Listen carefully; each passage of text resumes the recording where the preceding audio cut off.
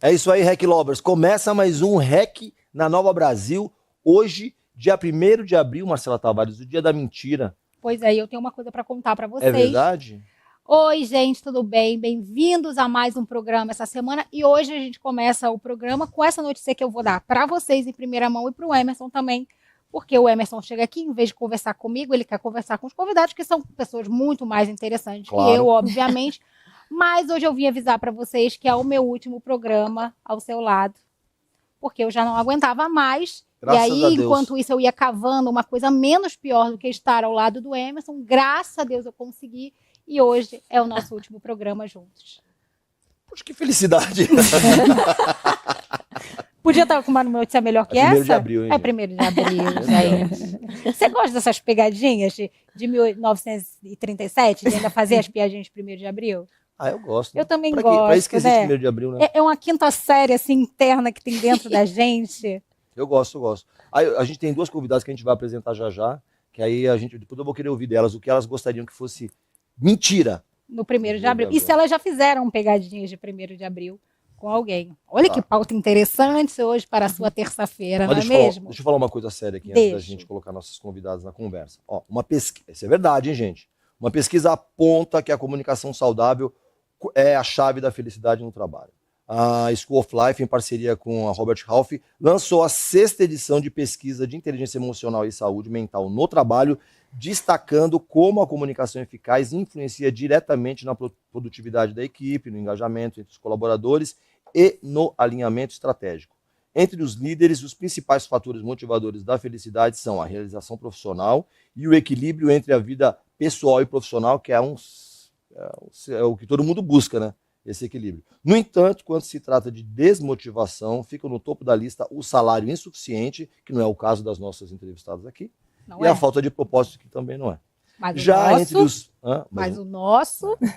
Já entre os liderados, a felicidade corporativa está relacionada a um bom clima organizacional e a relacionamentos positivos, além do equilíbrio entre vida pessoal e profissional. Por outro lado, os principais geradores de insatisfação são o salário insuficiente e a falta de um plano de carreira. A gente vai falar de saúde mental, falar de um monte de coisa, né? Mas acho que isso aqui tem uns insumos para a gente.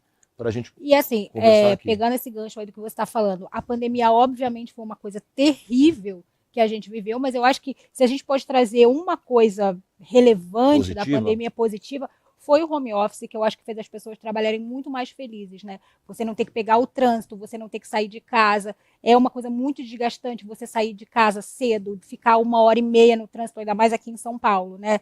A pessoa poder trabalhar em casa de cirolinha, eu acho que acaba tendo uma satisfação. Eu acho que você conseguir conciliar as duas coisas pode ser Ou legal. então diminuir a carga de ter que ir ao trabalho, você poder trabalhar alguns dias em casa e alguns dias na sua empresa. Eu acho que isso trouxe uma felicidade muito grande para as pessoas. Mas bora trazer essas duas pessoas que não se preocupam com esse tipo de coisa, que ganham dinheiro dormindo. Não, exatamente. Inclusive, a gente queria trazer para você que a palavra que a gente mais conhece na vida, que é cheque especial, elas não conhecem. Nunca ouviram falar. E falaram, gente, mas o que é isso? É um cheque mais especial para mim que o banco vai me oferecer? A gente precisa ensinar que o cheque especial é aquilo que a gente pega todo final do mês, né? Mas olha, as nossas convidadas são pessoas interessantíssimas e eu vou começar com ela, que é mineira, descobriu sua paixão pela música muito cedo, influenciada pela sua família. Aos 16 anos, ela começou a tocar em bares e deixou a faculdade de odontologia para seguir a carreira musical. Em 2013, criou um canal no YouTube, ganhando visibilidade com covers de artistas, como Luan Santana, Gustavo Lima, entre outros. Em 2018, lançou seu primeiro DVD e alcançou o sucesso com o single Neném, que ficou 11 semanas no top 100 do Brasil no Spotify. Em 2020, ela participou daquela edição tão amada, tão vista por todos nós, que foi o Big Brother 20 como integrante do grupo Camarote, sendo a 11ª eliminada. E após o reality, Neném entrou no top 50 do Spotify Brasil. No mês passado, ela lançou o seu mais novo single com Luan Pereira, Errado Perfeito. Hoje, sua carreira está consolidada e ela se comunica com os fãs através da sua música e da sua forte presença nas redes sociais, com mais de 13 milhões de seguidores no Instagram. R$1 de cada um. Só Exatamente, gente. Era R$1 Só de isso. cada um e ela se aposentava hoje. O INSS ia conhecer essa linda, essa beldade hoje. Então, com esse plano de aposentadoria para ela, que talvez possa começar hoje, seja muito bem-vinda, Gabi! Muito obrigada, Marcela. Ai, como você é linda, cara! Vai embora daqui. Muito obrigada pelo carinho. Olha quem fala, né, Marcela? Cala a boca, você é linda. Muito obrigada mesmo. Estou muito feliz de estar aqui com vocês. A gente que tá. Vai ser divertido. E aqui do lado dela tá ela, que também é mineira. Que também é linda. Que também é linda. Que é linda há mais tempo, inclusive. Que é formada em administração de empresas com MBA em marketing pela SPM. E já fez cursos na Fundação Dom Cabral, Aberge Syracuse. Syracuse, como é que fala? Syracuse, em Nova York. Hyper Island, em Estocolmo. E Ansid, na França. Chique. Nossa Senhora. INSEAD. Apaixonada por materializar o propósito das marcas nas ações de comunicação, já atuou em cartões de crédito, agência de marketing design e de marketing internacional. Hoje ela é diretora global de marketing e comunicação corporativa da Braskem, onde é responsável pela gestão de reputação, planejamento, branding, publicidade, patrocínios, comunicação interna, mídias sociais e relacionamento com a empresa. Você faz tudo na empresa. Já cansou. Pelo amor de Deus. Faz bastante coisa. Seja muito bem-vinda, a nossa amiga aqui, Ana Laura. Ana Laura Silveira. Olá.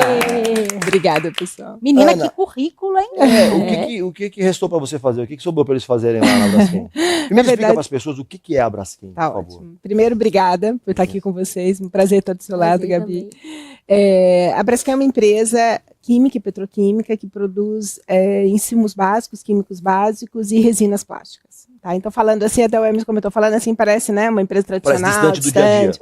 É uma empresa de primeira geração, tá lá no começo da cadeia, mas a gente tem uma responsabilidade com todo o processo produtivo, né, toda a produção até os químicos e os plásticos chegarem na vida das pessoas e também depois um trabalho de educação ambiental muito forte, né, de consumo consciente e descarte correto, para fazer com que a economia circular realmente aconteça. E esses produtos só tragam coisas boas e não impacto. No dia a dia, onde é que a gente encontra a Braskem? Em todo lugar. Desde a hora que você acorda, no seu colchão tem Braskem, na hora que você pisa no tapete da sua casa tem, você vai escovar os dentes, tem. Então, todos os objetos onde tem químicos, porque a gente vende para as empresas químicas, então a gente tem aqueles produtos bem no começo da cadeia, butadieno, parastileno, propeno, coisas bem lá. Então, onde tem insumos químicos, né, produtos químicos, a Braskem estará. E polipropileno, polietileno e PVC são as 3 resinas, nós somos os únicos produtores no Brasil dessas 3 resinas.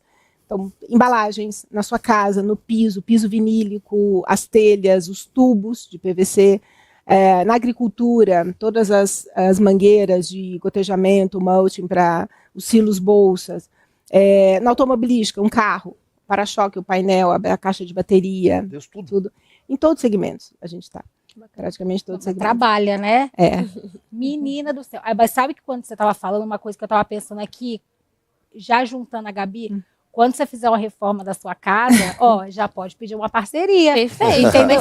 Já tem um piso, já tem um cano. Tem esquadrias, tem só, tudo. Dá para fazer uma casa inteira. Menina! Agora, por falar em parceria, esse negócio de influenciador com parceria é uma coisa muito grande. E Gabi, eu conheço a Gabi antes da Gabi ir pro Big Brother, que eu já dei uma torta na cara da Gabi.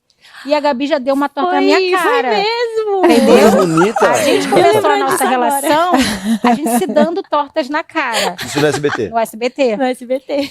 E você cantou lá, né? Você Foi. muito talentosa. Passou, assim, eu acho que uns 6 meses. Você tava no Big Brother. E foi quando começou o camarote. A gente estava falando aqui no off que foi o Big Brother, eu acho que mais deu certo. Foi. Depois veio o da Carol Conká também, que foi também uma bomba de audiência. Da Mas Juliette, né? agora Juliette, está caindo e ninguém está assistindo. Mas o seu Big Brother foi assim um fenômeno. E o Big Brother vinha de uma coisa assim que já também ninguém estava querendo assistir. Tava esvaziando. Tava esvaziando, já falava assim, gente, pronto, o Big Brother não funciona mais. E aí veio o Big Brother que você entrou e emplacou todo mundo em casa, todo mundo queria cuidar da vida de alguém e era da vida de vocês. No que caso. a gente cuidava, porque não podia sair de casa e não dava para fazer fofoca. E você entrou no camarote. Foi. eu queria saber o seguinte, como foi essa sua ida? Você se inscreveu, alguém te convidou, e como foi esse processo de aceitar estar confinada no meio de um monte de gente que você não conhece, de um programa que estava vindo de uma baixa e que ninguém tinha certeza do que ia dar certo ou não? E uma fórmula nova, que era o camarote, né? Pois é, foi a primeira vez que tinha a divisão, né, de camarote e pipoca. E eu lembro quando eu recebi o convite, me ligaram, né? Eles queriam. Mas era que era um boninho que ligava, falava assim, e aí, boa tarde. Foi assim. Dummy. Um produtor, imagina, um dummy ligando.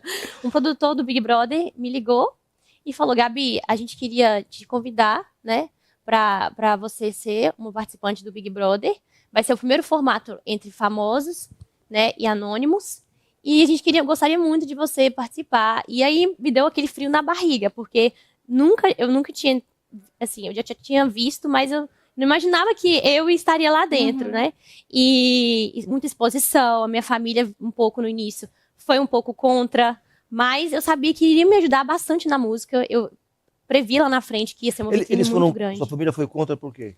Porque tinha muito medo da exposição. Antes, Tava assim, meio queimado o Big Brother também, não tava? tinha muitas mulheres mais de biquíni, então, assim, Entendi. realmente era uma exposição, né, excessiva.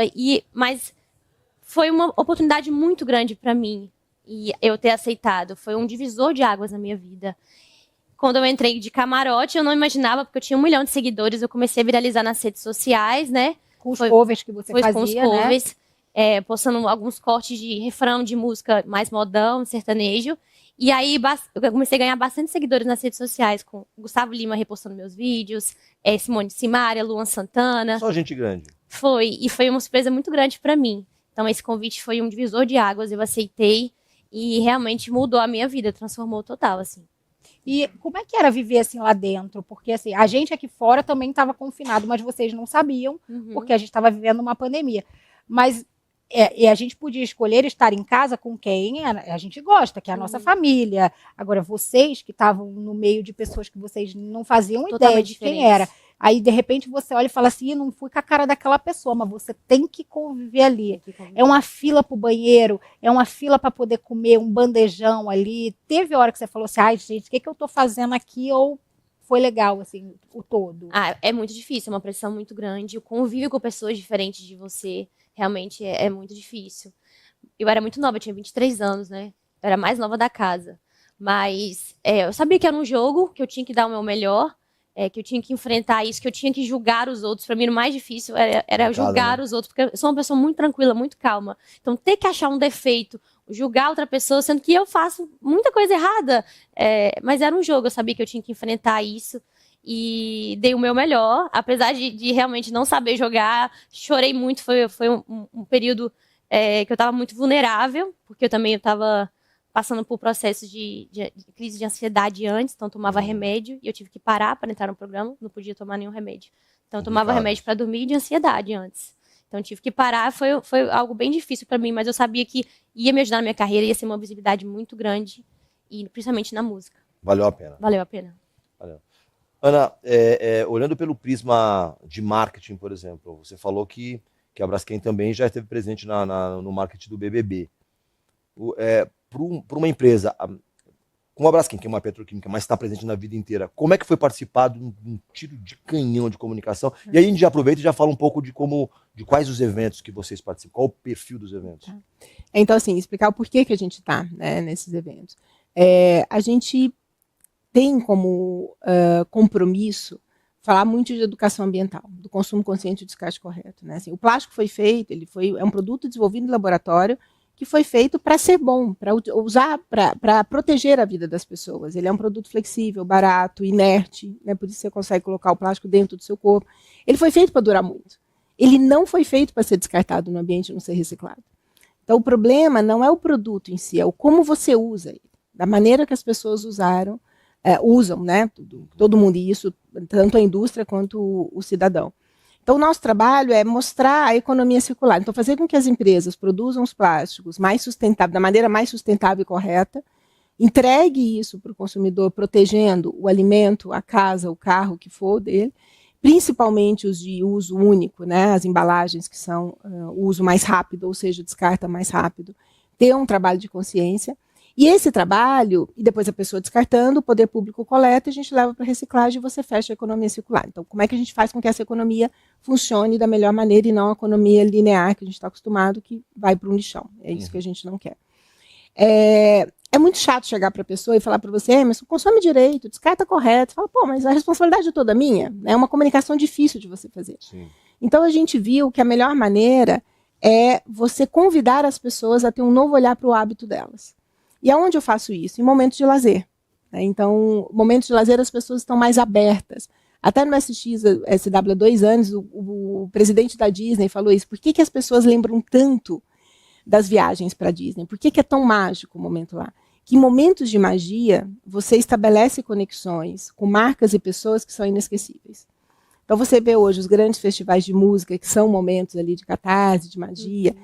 Tantas marcas estão lá. Porque realmente ali você está aberto a viver. Então a gente foi estudar isso e a gente viu que parques, praias e eventos musicais eram locais onde as pessoas consumiam, né, produtos embalados com plástico e que estariam abertas a viver novas experiências. Então a gente começou a fazer um trabalho de educação ambiental, de quando as pessoas descartavam corretamente seus produtos nesses eventos musicais, eles ganhavam pontos e trocavam por brindes feitos de plástico legais para eles. Ou seja, quando eu descarto o plástico corretamente, ele volta para mim como um benefício. Então essa era... A gente adora um benefício, né? O ser humano ama um brindezinho. Né? Você vê presidente de empresa atrás de uma canetinha. Eu acho que dá para fazer um estudo. Você falou em benefício, já isso. me deu vontade de jogar um negócio certo para ganhar um brinde. Exatamente. E aí, quando começou os festivais de uns anos para cá, começaram a ser o copo reutilizável, retornável. Que para a gente também é muito legal, porque a gente fala do consumo consciente. Você só tem que usar um novo se você precisar usar um novo. Então, a gente fez de uma forma diferente a dinâmica. Então, quando você chegava e comprava a sua primeira bebida, você ia no estande da Braskem, ganhava um tirante para pendurar o copo, para ficar confortável, de você ficar com o mesmo copo o dia todo. E, nesse momento, a gente colocava um número no seu copo atrelado ao seu CPF. A cada 1 hora, você podia ir lá, girar uma roleta e ganhava brindes. Então, quanto mais tempo você estava com o copo, mais brindes você ganha. Ou seja, quanto mais você utilizar o mesmo copo, melhor para você e melhor para o meio ambiente. Então, essas dinâmicas de educação. No Parque do Ibirapuera, toda, né, as lixeiras do parque, toda a coleta seletiva é nossa, a gente faz uma triagem e manda para reciclagem, também um ambiente onde as pessoas estão lá correndo, se exercitando, né, em momentos de lazer. E a gente fez uma edição, a primeira vez que a Globo foi fazer a coleta seletiva dentro da casa, eles nos convidaram, e até você me perguntou, não era nenhuma cota de patrocínio das cotas, mas era uma cota apoio, era só para realmente viabilizar aquele trabalho. Que ano foi isso? De consumo. Minha ideia tá 23, início. Você lembra quem ganhou? 22 ou 23, não lembro. Foi início. Nós estamos em 25, 24, 23. Eu acho que foi início de 23. Foi 22 ou 23, já estou perdendo. Você lembra? Ó, Juliette. Da Juliette, talvez, não, né? Foi Não, o Juliette não foi foi né? da Juliette. Então foi 23. Arthur Eu Aguiar. acho que isso. Então foi início de 23. Então a gente tinha lá as lixeiras na cozinha, né? E era muito legal, porque por que foi interessante? Quando você está em casa e você vai jogar alguma coisa fora, você fica em dúvida. Né? Essa latinha eu ponho aonde? Eu tenho que lavar ou não tenho que lavar?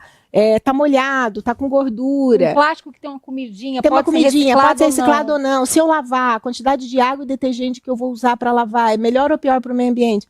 Então, era um ambiente de casa. E esse ambiente de casa era muito educativo. Então, muitas vezes eles paravam na frente da lixeira e falavam, onde eu descarto isso? Será que eu tenho que... Que é as dúvidas do dia a dia. Todos, né? Todo mundo. Uma vez teve uma discussão lá, em um dos episódios, do fio dental. Que alguém tinha deixado o fio dental lá e começou uma discussão se o fio dental era reciclável ou não.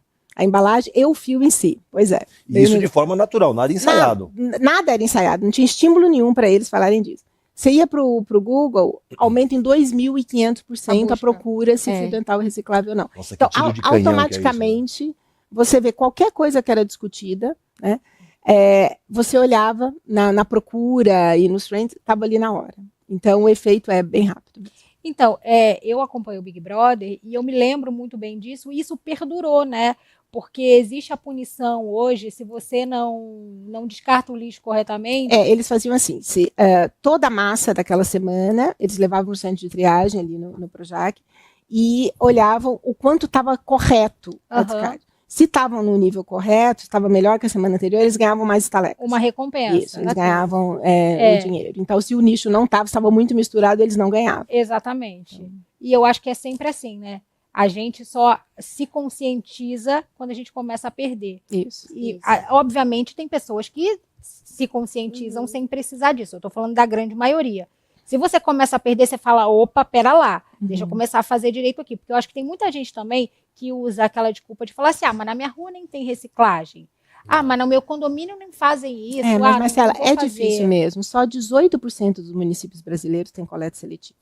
18%? Só 18%. E São Paulo está Sério? entre esses 18, só 18. São Paulo está entre os 18. E vários bairros de São Paulo não existem. Então, assim, ainda é muito incipiente a coleta seletiva. Então, tem um desafio realmente. 40% dos municípios brasileiros, eu vou falar dos lares brasileiros, na verdade, não tem saneamento básico. 40%. Que coisa, hein? É que a gente vive numa Então, bolha, assim, né? como é que... E assim, não é que não tem saneamento lá no interior do norte. É aqui. Perto de São Paulo, no estado de São Paulo tem lugar que não tem saneamento. Aqui em São Paulo. Então, como é que eu vou falar para uma pessoa que ela precisa consumir consciente e descartar correto se ela não tem banheiro na casa dela? Não tem como. Então, você tem um problema de infraestrutura muito grande antes de você chegar numa coleta seletiva. Tem uma etapa E aí, antes quando você né? chega na coleta, você ainda tem um longo caminho a ser percorrido. Então, às vezes, a pessoa até quer. Então, assim, aqui em São Paulo, quem quer consegue. Porque você tem locais para levar. Né? Você tem redes de supermercados que coletam, você tem ecopontos e tal. Então, às vezes, se a pessoa realmente tiver intenção, mesmo que na casa dela, ou no bairro, ou no prédio não tenha, ela consegue. Tem cidades que a pessoa não tem aonde levar. Nem se ela quiser. Ela pode separar todo o resíduo, ela não tem. Não tem onde descartar. Então, assim, por isso que a economia circular, a gente fala que é a iniciativa privada, o cidadão e o poder público. Sim, com Se não certeza. tiver os três atores, a economia Aliás, circular não Não acontece. funciona, né? Então, a gente precisa trabalhar nas três esferas. Ô Gabi, a gente está falando de um serviço de utilidade pública que são informações todas. Claro, precisa ter a estrutura, o governo precisa possibilitar, mas você precisa ter a informação também, a socialização disso. Você, como influenciadora com 13 milhões de seguidores, como é que você influencia as pessoas? Boa Que pergunta. tipo de influência você é para as pessoas? Olha, eu acho que com o tempo eu fui amadurecendo, evoluindo bastante como ser humano e como profissional. E o que eu mais gosto de fazer são ações sociais nos hospitais. Eu faço bastante no Hospital da Baleia de Belo Horizonte, fiz agora no Instituto Mário Pena. Eu gosto de cantar para os pacientes com câncer, né? Ou hemodiálise, ou crianças com câncer também. Levar alegria. Levar alegria. O meu avô, ele teve Alzheimer, e eu lembro que quando eu cantava para ele lembrava a música inteira. Tipo assim, ele só cantava, falar ele não falava nada. E lembrava, a única neta era eu, Gabriela. Então, assim, eu procuro levar alegria para as pessoas nos hospitais, procuro influenciar as pessoas para o bem, para cantar ou para reservar um tempinho que elas têm para realmente dedicar as pessoas, ou dinheiro, ou tempo. Acho que isso é muito importante, sabe? No mundo de hoje, isso está muito difícil. E a música é curadora, né? É curadora. A música é incrível. E assim, quando você começou nas redes sociais, você fazia cover. E assim Sim. que as pessoas ficaram te conhecendo. E Sim. hoje, além de cantar, você influencia com a sua opinião, com o seu dia a dia, que você acaba mostrando. E as pessoas acabam se sentindo parte disso, Sim. né? Então, uma coisa que você fala, uma coisa que você usa, você acaba influenciando as pessoas a fazerem também e a usarem também. E tem muita gente, pilantra, que usa as redes sociais só para se beneficiar Sim. financeiramente e esquece do próximo que ela está influenciando. Qual é a maior dificuldade hoje que você enfrenta tendo um telefone na tua mão, um poder tão grande, que você está falando de 13 milhões de pessoas, Sim. imagina, é a cidade de São Paulo inteira, né? Sim. E de poder influenciar pessoas e você ter essa escolha, porque eu tenho certeza que chegam propostas para você Bastante. diariamente de coisas que não são tão legais, Sim. falando assim no português, claro, não são coisas tão legais de se influenciar pessoas, e você falar, opa, será? Eu acho que você tem que se discernir, né? O que realmente vai agregar para as pessoas, que vai influenciar para o bem, né? Realmente vem muitas publicidades de todo jeito, mas eu procuro discernir e ver o que realmente eu me identifico, que tem a ver comigo, o que vai agregar na vida das pessoas de alguma forma. E eu também sou muito conectada com Deus, eu procuro falar bastante de Deus na minha vida, todos os dias de manhã. Eu falo um pouco da Bíblia também e procuro influenciar para o bem de alguma forma. É o que a gente está precisando, né? É verdade. Ó, a gente vai dar uma pausa agora. A gente gente vai assistir uma matéria que a gente começou a produzir. A gente produziu lá no SXSW, falando dos pontos positivos e negativos da fofoca no trabalho. Daqui a pouco a gente volta. E a gente faz bastante, foi tema né? de uma palestra. Foi tema de uma palestra que lá durante o festival, uma das Galo. trouxe da Amy Gallo, uma das várias palestras Inspirada interessantes. na gente. Esperando em você. Mas a gente volta daqui a pouquinho e a gente vai falar muito mais.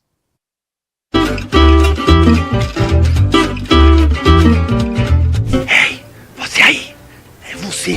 Já contou alguma fofoquinha no trabalho? Sabe aquele papo de corredor, comentando alguma coisa de alguém? Você acha que isso é positivo ou negativo? É legal ou não é legal?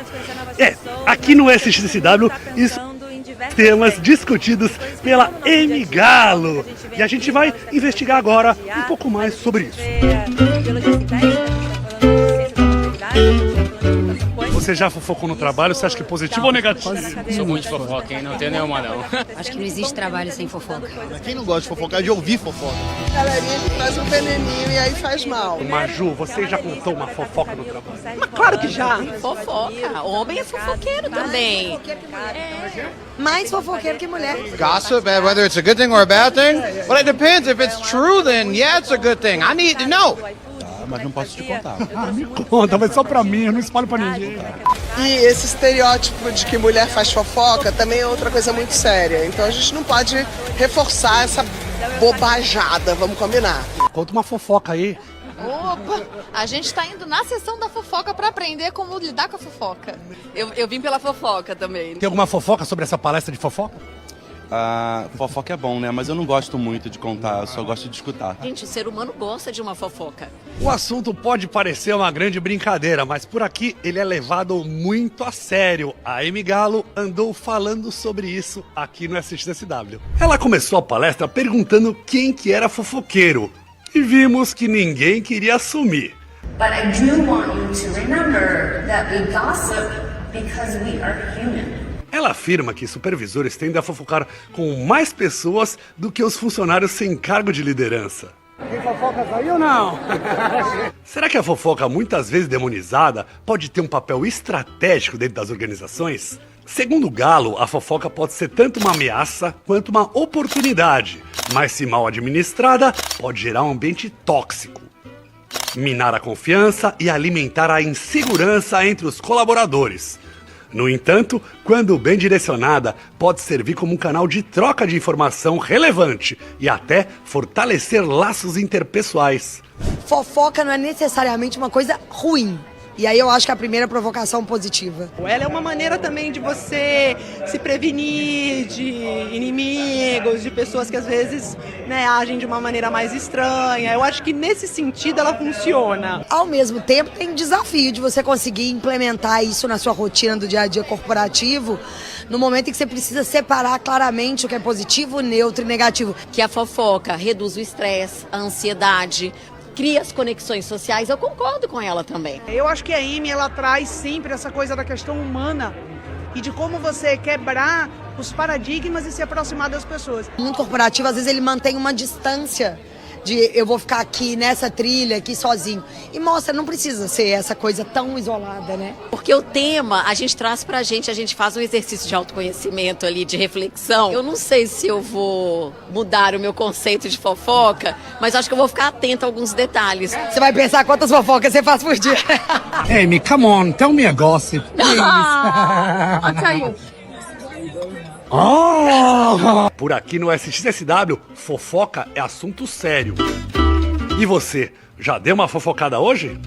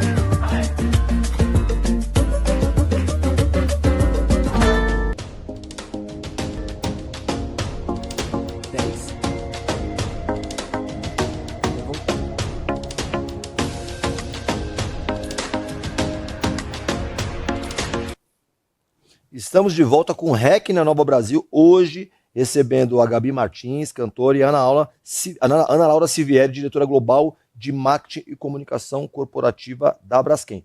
Ô Gabi, a gente foi pro intervalo falando de como a sociedade precisa se mobilizar para evitar alguns problemas, como a gente falou do plástico, e tem trocentos outros mais. Você se sente pressionada a colaborar mais com a sociedade, ou você está focada em produzir seu conteúdo musical e levar sua música para todo mundo somente? Não, eu acho que os influenciadores eles têm que se preocupar assim, em cada vez mais ajudar essas questões para o bem realmente da sociedade. Igual eu falei que o meu prédio ele tem, né, em São Paulo, em Belo Horizonte não tem. Mas realmente a gente tem que procurar sempre influenciar para o bem, não só pensar no nosso conteúdo, apesar de ocupar bastante tempo, né, pensando, produzindo, mas realmente a gente tem que, nosso propósito é impactar vidas de alguma forma, por exemplo, com um hospital, falando de sustentabilidade como ela, por exemplo. Então é realmente achar seu propósito e focar naquilo. E aí eu já aproveito, eu já emendo aqui para falar um pouco da sua relação com as marcas, com publicidade e propaganda, que tipo de marca você se aproxima ou não, como é que é essa a tua relação? Se você quiser falar, inclusive, de ações que você está fazendo nesse momento com marcas, sinta-se à vontade. Bom, eu procuro voltar para marcas que realmente vão agregar no meu dia a dia, que tem tudo a ver comigo. Vamos dar um exemplo. Todo dia eu acordo, aí eu dou meu bom dia, faço meu cafezinho, né? E aí, por exemplo, eu vou treinar. Aí eu comunico a marca que é a Growth, que ela está sempre comigo, suplementos, academia, tem tudo a ver com o meu dia a dia. Né? Ou às vezes, por exemplo, eu tenho um produto de cabelo que eu estou usando, passando. Tudo meu dia a dia eu vou mostrando e vou procurando me identificar com alguma marca, né? E mostrando para o público. Mas realmente você tem que viver aquilo, é o seu propósito, a sua vida. E assim, as marcas elas vão atrás de você porque é a sua realidade. Hoje em dia, o que mais as pessoas procuram realmente é realidade. Não é mais aquela coisa, vou fazer uma publicidade aqui, propaganda. Você tá no seu dia a dia o tempo todo. E tem algum segmento que você fala assim, esse aqui eu não falo? Por exemplo, umas coisas que eu não gosto é algum produto que serve só para emagrecer, assim. Eu acho que isso... Fórmula mágica. Fórmula mágica, isso não gosto, assim. Eu acho que cada um tem um corpo, tem um estilo de vida, né? E eu acho que esses produtos milagrosos, eles não funcionam, assim. Realmente. Isso eu não vendo. Tá vendo, Emerson? Por isso que a gente não deu certo. Porque a gente não é real, a gente é falso. Porque se a gente começa a mostrar a nossa realidade, aí a gente ia ser cancelado também. A gente não conecta. Agora, já que a gente está falando de influenciador, Ana, existe muito influenciador engajado nessa causa da reciclagem, do meio ambiente, ou é uma janela ainda muito aberta? Porque, assim, como a gente estava falando, as marcas acabam buscando pessoas que conversem a linguagem delas e que vai beneficiar a marca de alguma forma também. Para vocês, vocês buscam influenciadores que são engajados do tipo, ou está em falta? Se você estiver pensando em criar um canal, pode ir para esse segmento? Eu acho que tem um campo aí para aumentar dos influenciadores que realmente aprofundam na questão de educação ambiental. Não é mostrar jogando uma latinha aqui, né? Ou não é assim falar, por exemplo, né? As pessoas falam, use a sacolinha de papel em vez de plástico, sem nenhuma análise científica sobre isso. Então, existe uma técnica científica chamada análise de ciclo de vida. Então, você estuda desde o momento que é tirada a matéria-prima do ambiente, a produção, o uso e o descarte. E aí você determina o que é o melhor material para... Então, eu vou fazer essa mesinha. De o que essa mesinha pode ser feita com o melhor material na sustentabilidade ambientalmente correto. E você faz o estudo. Então, o resultado pode dar madeira, pode dar metal, pode dar plástico, pode dar vidro. Vai depender do uso, do tempo, do como você vai fazer. Se você tem um resultado e fala, bom, essa mesinha tem que ser de metal, ela tem que ser de metal. Então, você faz um estudo e dá que essa colinha tem que ser de papel, ela tem que ser de papel. Só que as pessoas não fazem esses estudos e vão só apenas pela percepção. E aí fica vulnerável, porque qualquer pessoa tecnicamente vai discutir e vai ver que não é a melhor opção de fato. Que não foi estudado. Que não foi estudado. Né? Então, eu acho que falta influenciadores com bases científicas nos estudos para realmente orientar a população o que é melhor. Então, é melhor eu comprar um iogurte de 1 litro ou um de 250 ml? Depende do seu consumo, depende de como você também comprar o grandão e desperdiçar porque perdeu, não é bom o iogurte e tal. Então, falta pessoas que trazem... Tem uma influenciadora no TikTok, eu não vou lembrar o nome dela, que ela é química por natureza. E ela faz, você já viu? Uma loirinha, ela é uma loirinha de cabelo curto, e ela explica as coisas da química de uma maneira muito legal, muito descomplicada e muito real. E ela fala, isso é verdade, isso não é fato e fake. Isso seria muito, muito, muito útil para um trabalho de educação ambiental correto. Então existe essa janela. Existe essa janela. E vocês hoje não têm um influência. Como que a gente já usou? A gente não tem, né? A gente não tem constantes, tá?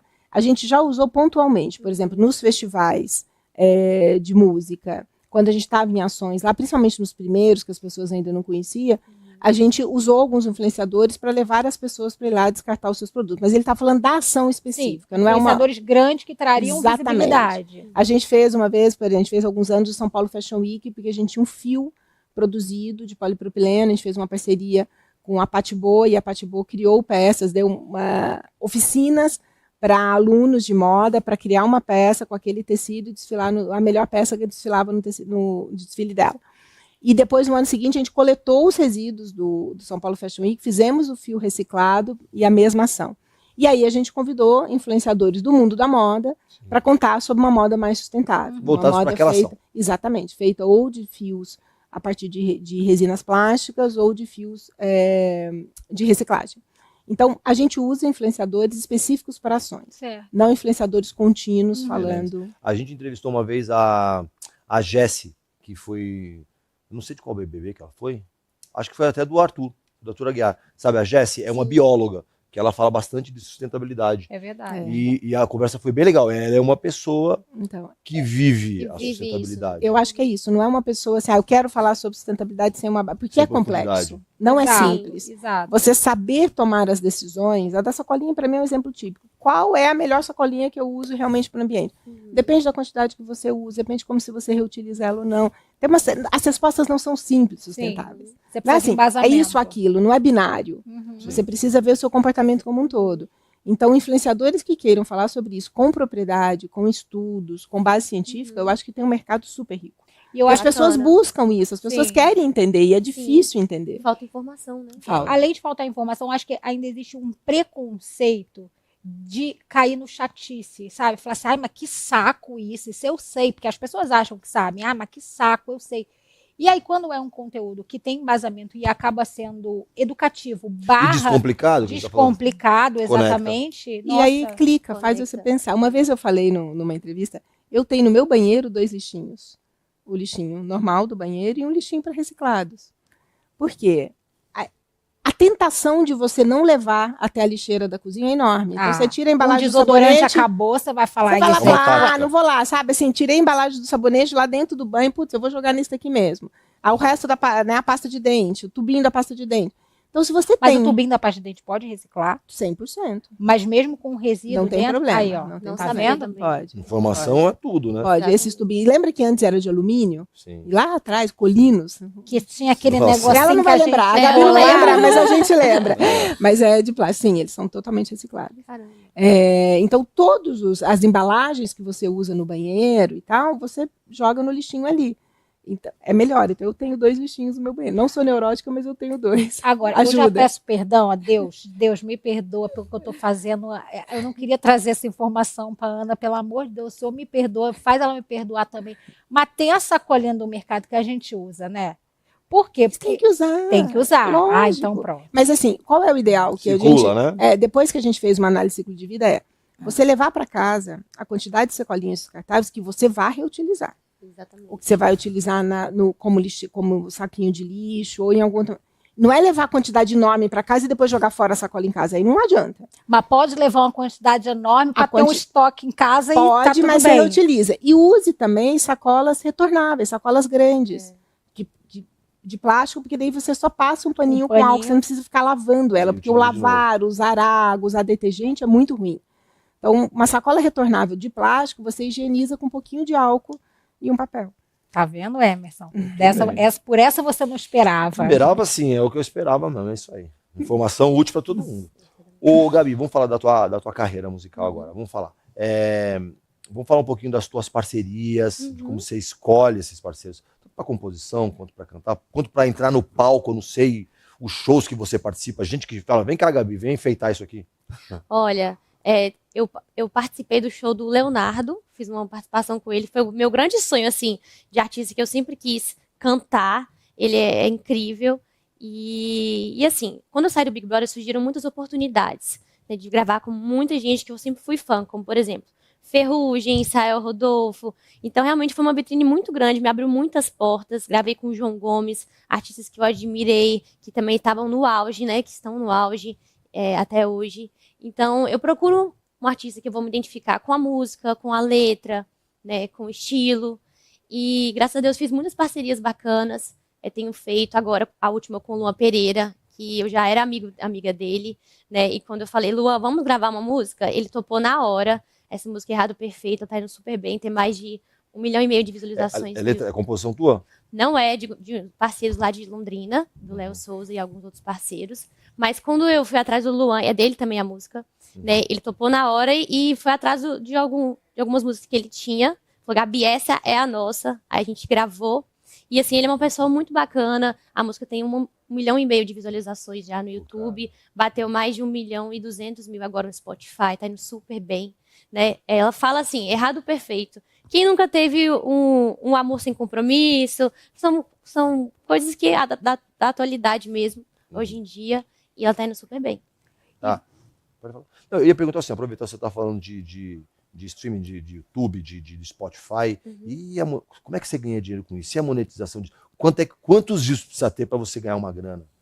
Tem um valor específico, mas assim, o YouTube, o Spotify, Apple Music, Deezer, tudo isso a gente ganha uma porcentagem em relação às visualizações, né? Até o TikTok também, Reels, tudo isso influencia. Tem um valor específico, eu não sei de cor, mas sim, a gente ganha com isso. Mas também a gente investe, né?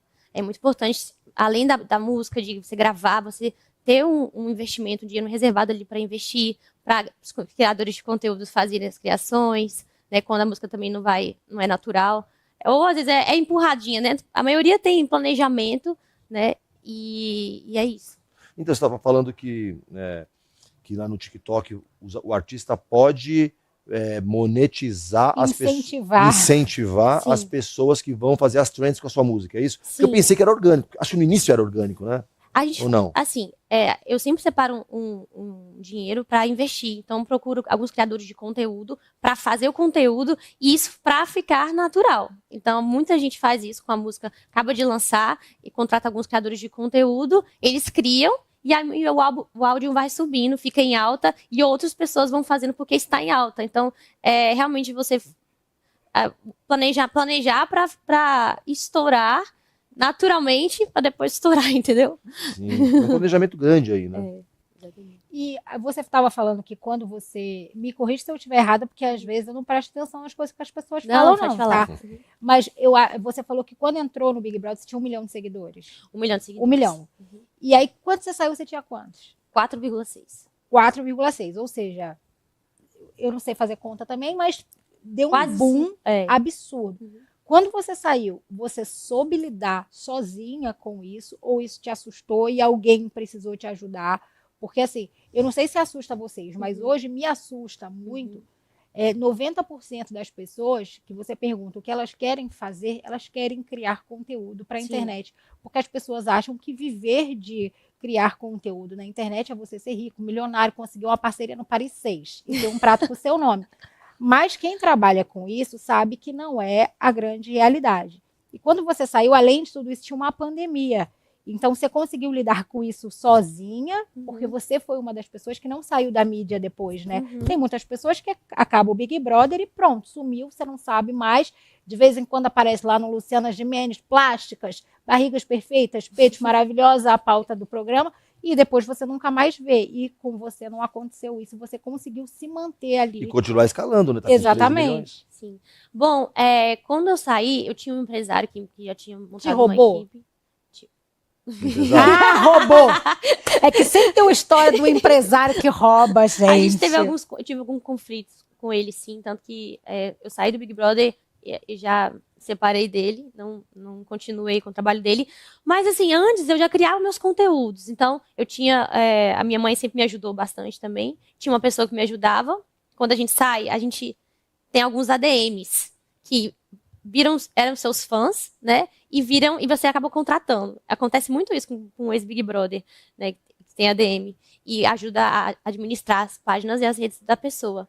Então, assim, eu comecei a criar bastante conteúdos, trends, e bastante programas que estavam em alta, logo depois que eu saí do Big Brother, e começou a crescer naturalmente. Então, eu sempre me preocupei em criar conteúdos, né? Contratar uma equipe bacana para me ajudar também, mas realmente fazer as coisas que estavam em alta, que era, às vezes, um vídeo de maquiagem, né? Um vídeo, às vezes, alguma dancinha, alguma coisa ali que estava em alta, alguma entrevista que me ajudasse, algum programa de TV. Então, eu procurei sempre manter isso para gerar cada vez mais engajamento, seguidores, e as pessoas também se conectarem cada vez mais com a minha música também, além das parcerias que eu lancei. A gente conversando com você, fica fácil de perceber que você é uma pessoa legal, uma pessoa boa, uma pessoa legal. Ele é bem evidente. Não, tá? Você recebeu muita pressão para que você mudasse um pouco o seu jeito para engatar mais, para você sensualizar mais, para você vender mais? Você sofreu muita pressão ou não? Assim, eu acho que desde que eu saí, a minha família sempre me ajudou muito, né? Então, minha mãe, ela é muito pé no chão, sempre me ajudou muito. Então, a gente realmente vê algumas coisas que realmente dão mais visibilidades, dão mais engajamentos, mas eu acho que vai muito de acordo com cada um, com o seu princípio, até onde você vai. Eu, por exemplo, minha mãe estava sempre comigo, me orientando também. Então, assim, eu não mudei o meu jeito, já tinha alguns seguidores antes, então já sabia lidar um pouco com a fama, né? Mas realmente é assustador você sair com tanto seguidor, com tanto de fã. O que foi muito difícil para mim lidar foi com fãs de casal, porque eu saí, tive um relacionamento lá dentro, então eu não sabia lidar com a pressão dos fãs que queriam que continuasse o relacionamento, e às vezes você realmente não quer continuar, não sabia lidar, né, com essa pressão. Eu lembro que teve uma vez que uma fã saiu do Sul, foi na minha casa, na porta da minha casa, e falou assim: olha, o amor da sua vida é fulano de tal, eu não tive esse amor na minha vida, eu sou casada, sou infeliz. Mas eu falei, você falou pro seu marido isso, senhora? Mas você não indicou um psiquiatra pra ela? Falou, tem esse aqui que é ótimo. Mas são muitas. E ele é amor da sua vida, você tem que continuar com ele. E outra coisa que elas fazem também é dar muitos presentes, assim, caríssimos, assim, de iPhone, guitarra. É Shopee. É da Shopee. Eu tô perguntando porque, por exemplo, tem uma influenciadora, esqueci o nome daquela cantora, que mudou, que inclusive ela era até evangélica, e aí ela mudou completamente o estilo dela. A amiga do Yudi. Priscila Alcântara. Mudou completamente o estilo dela. Você tá falando, você tem a tua estrutura, você tem a tua base familiar, que fica muito claro. Quando eu falei boa, eu tô falando assim, uma pessoa que tem uma base familiar forte, tal, sabe, que tem, você percebe assim os princípios muito claros.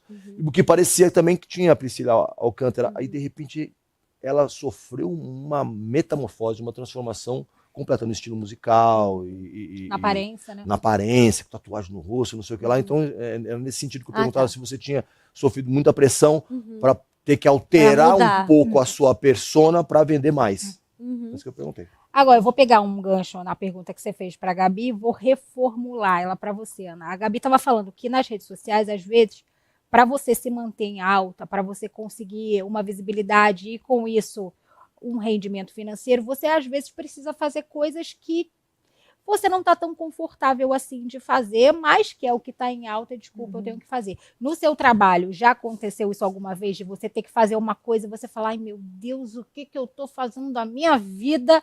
Mas você precisou fazer naquele momento para chegar aonde você está hoje?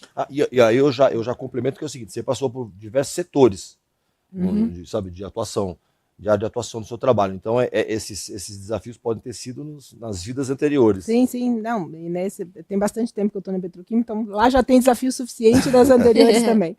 Na verdade, assim, o que uma área de marketing e comunicação numa empresa ela faz? Ela gera a reputação daquela empresa. Então, você potencializa, né, o que é bom, as entregas boas, e você minimiza os impactos, porque sempre tem desafios, né? Ainda mais em indústria. A gente tem 40 fábricas, 29 no Brasil, 4 no México, 5 nos Estados Unidos, 2 na Alemanha. Uma fábrica petroquímica, ela é uma fábrica de alto risco, então a questão de segurança, os cuidados, o impacto nas comunidades do entorno. Então a gente tem um trabalho muito grande de prevenção, né, de zero acidentes, de zero impacto ambiental, o menor impacto ambiental possível. Então, existe uma série de fatores que você trabalha na marca, não é tudo que eu contei aqui, né, do consumo consciente e descarte correto, é super legal, isso é uma fatia. Né? A parte de inovação, por exemplo, a gente tem um plástico feito de cana-de-açúcar, a gente criou um plástico feito de cana-de-açúcar há 15 anos, a gente produz. Então, é um plástico, né, de origem renovável. Tem uma série de coisas legais para contar.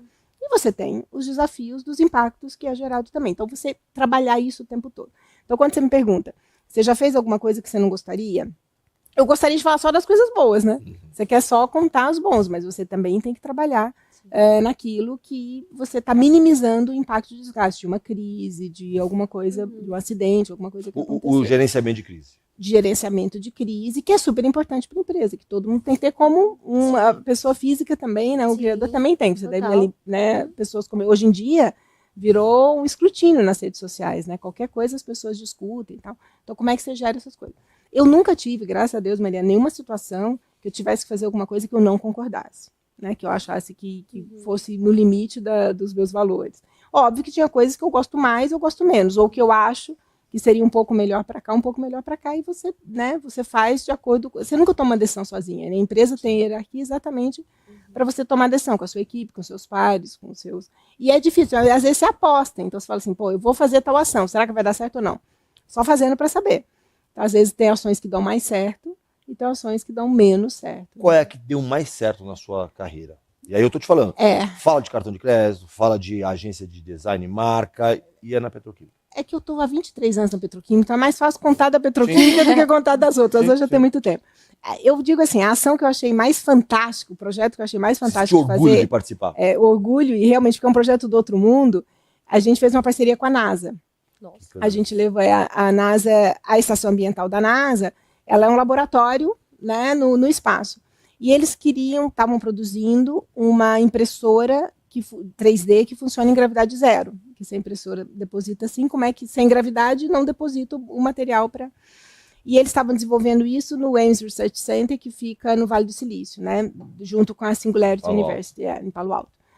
E aí, um estagiário na época da Braskem, que hoje é um líder lá, ele foi estudar e descobriu que eles queriam uma resina feita de fonte vegetal. Bom, cortando o caminho, a gente conseguiu homologar o plástico feito de cana-de-açúcar.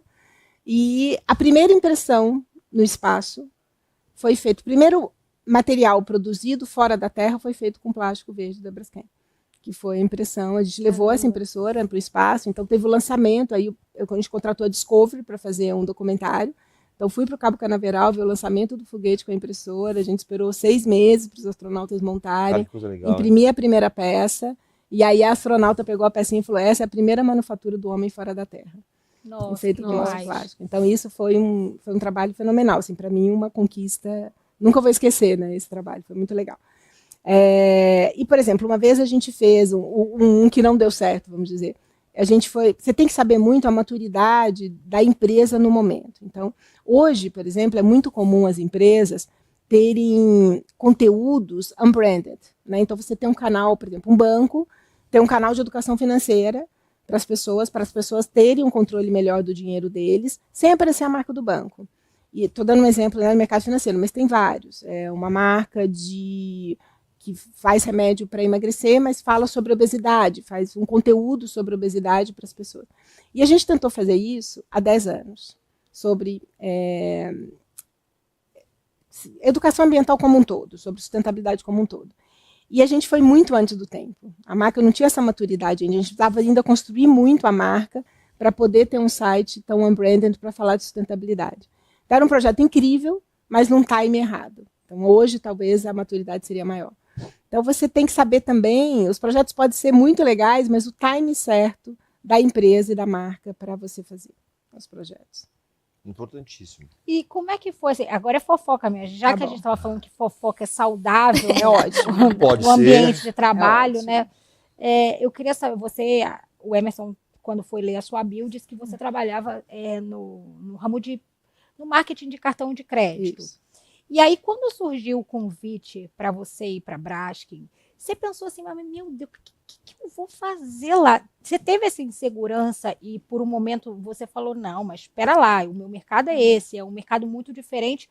Ou na hora você já viu uma possibilidade aí e falou... Mariana, é muito engraçado, porque eu fiz marketing na SPM, né? Então todo mundo vai para bens de consumo, todo mundo quer, né? É muito difícil para mercado B2B, como é petroquímica. E eu estava no cartão de crédito na época, e um professor da SPM me falou, olha, tem uma oportunidade numa petroquímica. Eu sempre gostei de processo produtivo, eu sempre gostei de fábrica, assim, eu achava muito legal. E o que me encantou na petroquímica é exatamente poder estar em todos os segmentos, como eu falei para vocês. Aonde está o que a Braskem produz? Em todo quanto é lugar. Está na agricultura, está na automobilística, está na embalagem. E você poder ter a oportunidade de ver todos esses segmentos de atuação foi o que me encantou. Então, e assim, eu morava a uma quadra de onde eu trabalhava, do banco que eu trabalhava. Ia caminhando? Não, era mais perto do que o estacionamento dos meus colegas, a minha casa. E eu mudei, e a fábrica, a primeira vez que eu fui trabalhar, era na fábrica em Mauá. Era 1h30 da minha casa. E eu topei mudar porque eu achava que era um desafio onde eu podia crescer e nunca me arrependi, porque eu tô lá há 23 anos e é uma experiência muito legal. 23, é a idade da Gabi, quase, né? Quase a 28. Então, quase a sua idade. E foi uma experiência incrível, assim. Então, para mim, eu vi ali no B2B uma oportunidade de exercer a questão do marketing de comunicação de uma forma muito ampla, né? De trazer o que essa empresa, lá no começo da cadeia de primeira geração, pode impactar na vida das pessoas positivamente. Coisa boa. Falar nisso, a gente está chegando na parte final do programa, mas tem aquele espacinho para a gente falar de autoconhecimento, aí eu vou começar contigo agora, Gabi. Quem é você hoje depois dessa carreira que não é tão longa, mas que mudou a sua vida completamente, desde que você abandonou a faculdade de odontologia, migrou para a música, mudou completamente a sua vida. Quem que é você hoje, eu digo no aspecto profissional, no aspecto pessoal, no aspecto, sei lá, religioso, sabe, todos o que você conseguia atingir. Quem é você hoje? Bom, eu acho que eu era uma menina muito imatura, muito jovem, que saiu muito nova, com acho que 19 anos eu realmente larguei a faculdade de odontologia. Eu lembro direitinho que eu tava no ônibus, aí eu tava no 5102. Aí eu peguei e olhei para a faculdade e deixei meu caderninho no ônibus, saí correndo aquele ônibus e falei assim, olha, eu não volto mais. Realmente a música é o meu sonho, é o que eu mais amo. E meu caderno e meu óculos ficaram no ônibus. Nunca mais voltei a buscar. Ou seja, você que tem esse caderno, entre em contato com a gente, que a gente vai fazer um leilão e a gente vai ficar com esse dinheiro pra gente, né? E desde então eu comecei a cantar em botecos, em bares de Belo Horizonte, né? Me dedicando também às redes sociais, à criação de conteúdo, né? E sempre fui muito resiliente, perseverante. Eu colocava as caixinhas de papelão e o celular em cima para gravar. E acho que eu nunca perdi essa essência de produzir conteúdo, de dar o meu melhor para as pessoas. Então, acho que eu sou uma mulher mais forte, batalhadora, que busca se autoconhecer bastante. Eu faço bastante cursos de autoconhecimento, inteligência emocional, eu adoro. E porque eu realmente eu quero influenciar as pessoas para o bem, o meu propósito é a música, então eu busco isso, né, emocionar as pessoas, tanto nos shows, tanto também no meu dia a dia, como eu posso agregar na vida delas. Então, eu procuro amadurecer e levar todas essas minhas experiências para as pessoas que estão junto comigo, meus fãs me acompanhando. Coisa boa. E você, Ana, quem é você depois dessa trajetória toda, depois de todos desses processos e projetos que você já participou, que você ajudou a colocar na rua, que você não conseguiu colocar na rua, mas quem que é você hoje? A Ana, que talvez nem os seus colaboradores, as pessoas que trabalham contigo, talvez esses 23 anos, talvez não conheçam ainda. Eles conhecem, porque eu sou bem transparente, eu sou bem, falo muito, adoro gente, adoro. Semana passada eu estava conversando com o presidente de uma agência falando como é bom trabalhar, porque na verdade assim, não é o trabalho, óbvio que o dinheiro é bom, pagar boleto é ótimo, né? Não saber o que é o cheque especial é ótimo, né, Mariana? Isso é bem legal, mas as oportunidades que dá. Então, por exemplo, essa experiência que eu contei da NASA, quando que eu iria para a NASA? Nunca. Quando eu faria os cursos em todas aquelas universidades que você colocou, se não fosse trabalho? Quanto eu estaria aqui conversando com vocês se não fosse trabalho? Então, assim, o trabalho te traz experiências, acesso a pessoas, a lugares, me trouxe. Imagina, eu vim do interior de Minas, vim para cá e tal. Então, poder ter vivido isso e essa experiência total, ampla, é muito legal. Só que eu tenho, para mim, muito claro que não é só o trabalho que me deixa feliz. Eu tenho uma vida bem equilibrada nos outros fatores. E eu achei, tem uma passagem que é muito engraçada, uma gerente que eu tratei na minha equipe há uns 2, 3 anos, ela, quando foi fazer a entrevista comigo, ela não me conhecia, ela ligou para uma pessoa da minha equipe que já tinha estudado com ela. E a pergunta que ela fez para ela falou, vou fazer uma entrevista aí na Braskem e tal, vou falar com a Ana Laura. A pergunta que ela fez foi, ela tem final de semana? Como é a vida social dela? E aí o rapaz da minha equipe falou assim, é a pessoa que eu conheço que mais tem vida social, fica tranquila, ela tem uma vida social superativa. Porque eu tenho realmente, assim, eu tenho muitas coisas da minha vida privada que eu faço. Então, a minha carga de trabalho, por maior que seja, eu não deixo de viver, de viajar, de meus amigos, família, e tudo muito forte. Então, esse equilíbrio. O tal do equilíbrio que a gente falou na matéria inicial. Exatamente. Que bom. Pessoas inspiradoras, hein? Inspiradoras, né? Você é equilibrada? Mentalmente eu sei que não, mas... Sou a pessoa mais desequilibrada, eu calço 34. Vê se eu vou equilibrar em alguma coisa aqui, gente. Eu calço 35. Aí, olha, você conseguiu achar uma pessoa que calça menos que você. Chocada. Caio sempre, vivo sempre com o joelho ralado, sou super desequilibrada. Inclusive, se você me encontrar na rua, atravessa a rua. Porque... Eu tentei trazer alguma coisa séria dela, não consegui. Eu não consegui. Infelizmente. Ó, quero agradecer demais a presença de vocês, dizer que foi um papo muito gostoso. Muito. Eu acho que a gente conseguiu encontrar um equilíbrio aí entre as duas áreas de atuação. Por falar em equilíbrio, né? Por falar em equilíbrio, eu agradeço demais. E espero que você... Gostou, Marcela? Eu gostei. Que você adora meter o pau. Não, porque quando eu não gosto, eu falo, você Ela sabe. fala, Quando não gosto, a gente sai do programa, eu falo, Emerson, nunca mais. Mas fica tranquilo que vocês foram maravilhosos. Ai, que bom. Quero agradecer demais. Primeiro, a tua rede social. Para quem ainda não tá nesses 13 milhões de seguidores. Gabi Martins, no Instagram, e no YouTube é Gabi Martins Oficial. E os próximos shows? Tem próximo show agendado? Agora vai ser dia 6 em Belo Horizonte. E eu acho que dia 25 tem Mirabela. Mirabela é onde? No Brasil. No Brasil. Eu tenho que descobrir isso ainda. Mas aí entra no seu Instagram, vai ter lá a agenda, vai ter lá e aí todo mundo vai ficar sabendo. Isso. Ótimo. E você, Ana, quem quiser obter mais informações sobre a sustentabilidade, ou quem quiser trabalhar contigo, quem quiser levar você para palestrar e dividir esse conteúdo. Bom, quem quiser entender mais da Braskem, braskem.com, né? Tem o site, tem as redes sociais. E o meu nome é Ana Laura Sivieri, eu estou no LinkedIn, o meu Instagram é fechado, mas no LinkedIn eu tenho um canal maior. Maior, é aberto, aí eu aceito todo mundo. Maravilha. Você quer passar a sua rede social? Não. Você nem perde seu tempo me seguindo, não tem nada que vale a pena. Nada. Mentira, ela é legal, nada. viu? Ela parece chata, parece desagradável, parece uma pessoa que você deve evitar. Na verdade, mas eu é uma sou essa pessoa pessoa. legal. Eu sou legal também, mas que eu sou super desagradável, isso a gente precisa ser realista. Assim como você também é super desagradável. Mas a vida é assim, né, gente? A gente precisa aceitar. Tá bom. Bom, com essa mensagem linda... De amor e esperança. A gente se despede. Lembrando que toda terça-feira do meio-dia 1, o REC na Nova Brasil tá no YouTube da Nova Brasil, tá no Instagram, no TikTok. E a qualquer momento nas ondas da... Nova Brasil. É isso aí. Então um beijo e até a terça que vem. Tchau. Tchau, gente. Muito obrigada.